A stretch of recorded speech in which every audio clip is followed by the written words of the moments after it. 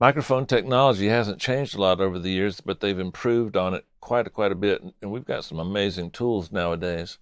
Uh, a dynamic microphone is fairly simple. Think of it as a speaker. You can actually take a speaker and use it as a microphone. In fact, in the drum world, they take the woofer, the white speaker out of an NS10 speaker by Yamaha, and they use it as a low frequency microphone. Dynamic microphones are fairly simple. They think of them as a speaker in reverse. So the diaphragm moves and it generates a current in an electric field, and that's amplified, and that's pretty straight ahead. A condenser microphone requires a 48 volt usually voltage in order to work, and we call that voltage phantom power.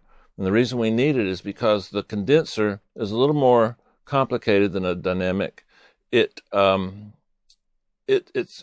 big capacitor with that voltage attached to one side of the capacitor, and then the other side of the capacitor, between the two sides, you get a differential voltage that is then amplified.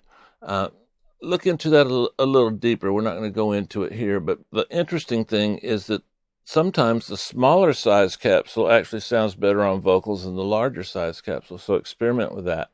The microphones that everybody talks about, the 251s, the 47s, the CS800s, they've got fairly large diaphragms, but there's a couple that we'll talk about, particularly the Manley. It's got a small diaphragm. They make a model that's really good, used a lot on all the records you hear.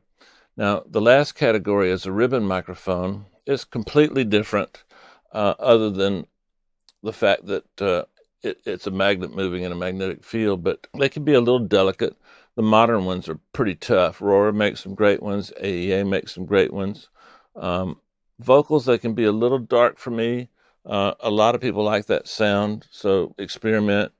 AEA makes a microphone called an N22 that actually requires phantom, and it's got great frequency response. I love that microphone. I use it often.